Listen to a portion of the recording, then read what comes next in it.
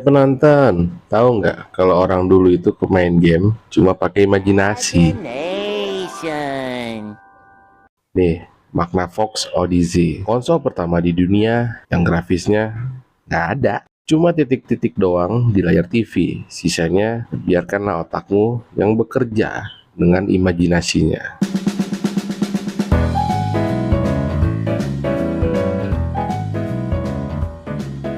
Jadi begini ceritanya Lur. Sebentar, ngopi dulu. Macam tak betul je budak ni. Di tahun 70-an, orang-orang di Amerika itu lagi heboh sama TV warna.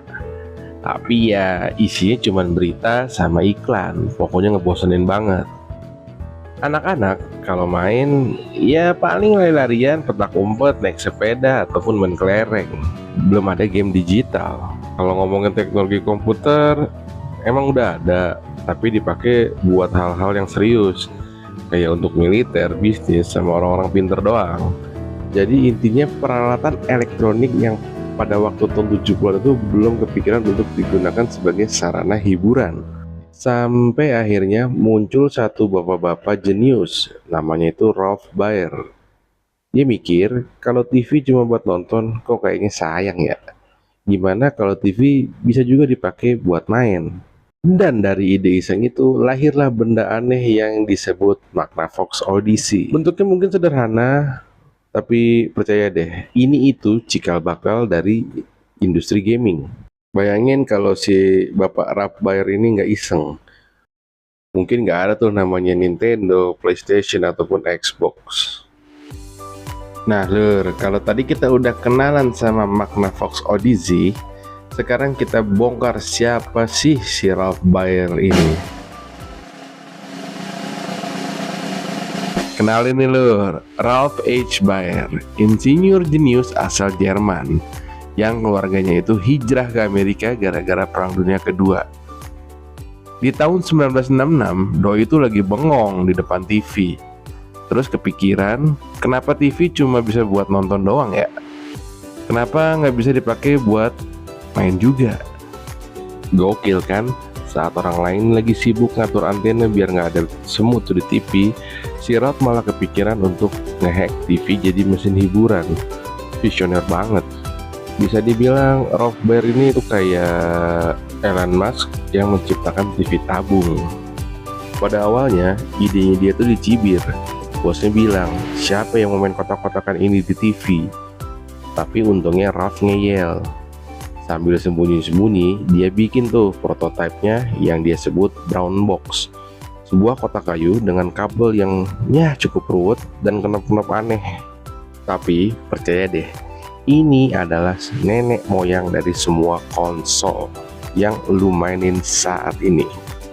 Akhirnya, setelah perjuangan yang cukup panjang, prototipe ini dilirik oleh Magnavox. Lalu kemudian disulap menjadi sebuah konsol resmi yang tadi kita bahas di chapter pertama, Magnavox Odyssey. Jadi kita bisa bilang kalau brown box ini adalah nenek moyangnya dari semua konsol. Kalau Ralph Baer masih hidup, mungkin dia akan uring-uringan ngelihat hasil karyanya yang berevolusi menjadi PlayStation 5 yang tiap tahun itu mahalin game. Jadi kita lanjut Lur. Di tahun 1972, Magnavox Odyssey resmi dijual ke publik. Ini bukan cuma kotak elektronik biasa, tapi kotak mimpi. Atau mungkin lebih tepatnya kotak ajaib yang penuh dengan imajinasi. Yang bisa bikin TV di rumah kamu itu dipakai untuk main bareng keluarga. Gokil nggak tuh? Bayangin, waktu itu tuh harga satu set Odyssey sekitar $100. Mahal banget buat di zaman itu. Tapi buat keluarga kelas menengah Amerika, ini tuh kayak punya private entertainment system di dalam ruang tamu. Anjay, mainan futuristik bro. Pokoknya kalau lo punya itu di zamannya trendy. Families who are content to let television do its thing often find themselves at its mercy for a choice of entertainment, while people who want television to do their thing entertain themselves with Odyssey, the electronic game of the future, and the family's best foul-weather friend.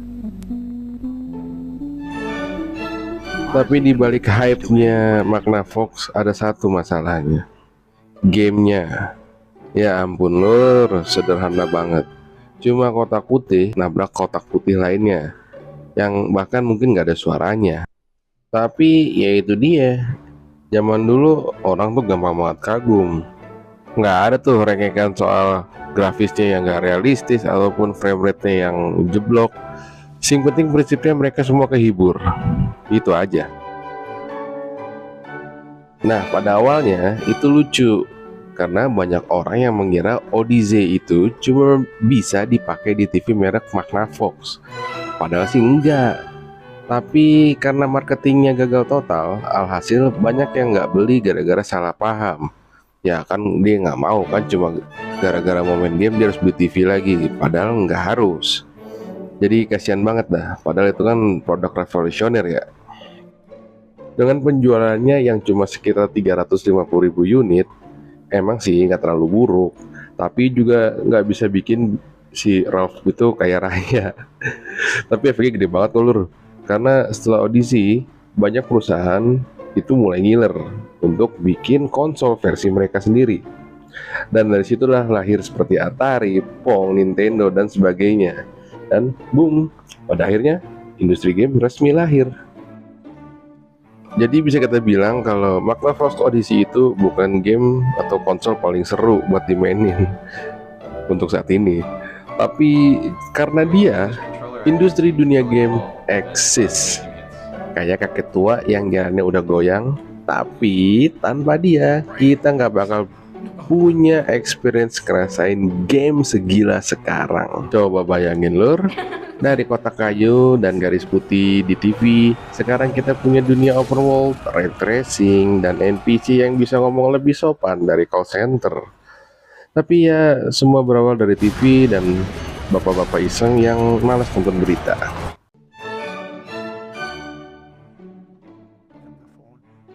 Jadi lur, kadang hal besar itu dimulai dari hal kecil.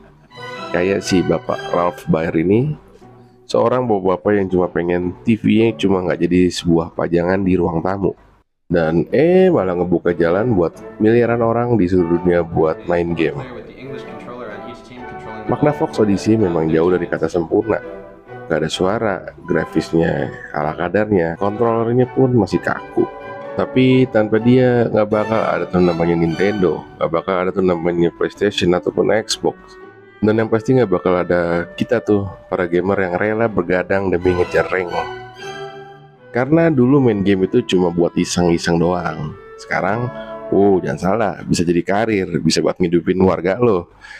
Dulu TV buat hiburan keluarga, sekarang malah jadi tempat rebutan colokan HDMI. Dan tentunya semua ini tidak akan pernah terjadi jika Ralph F. Baer tidak membuat konsol Magnavox Odyssey. Dan tentunya terobosan revolusioner ini akhirnya mendorong berbagai macam pihak untuk terjun ke dalam industri game digital dan mulai menciptakan terobosan-terobosan teknologi terbaru terkini dari berbagai macam konsol. Seperti yang akan kita bahas di episode berikutnya, yaitu Pong. Terima kasih untuk kalian yang sudah nonton sampai di menit terakhir ini. Semoga video informasi gue ini akan cukup sangat memberikan manfaat buat kalian, baik berupa informasi ataupun pengetahuan-pengetahuan yang mungkin akan berguna buat kalian suatu saat nanti. Segala bentuk dukungan dari kalian, baik berupa subscribe, like, ataupun share, akan sangat berarti buat gue. Sampai jumpa di video selanjutnya. Gue Mbah Kulo. Dah.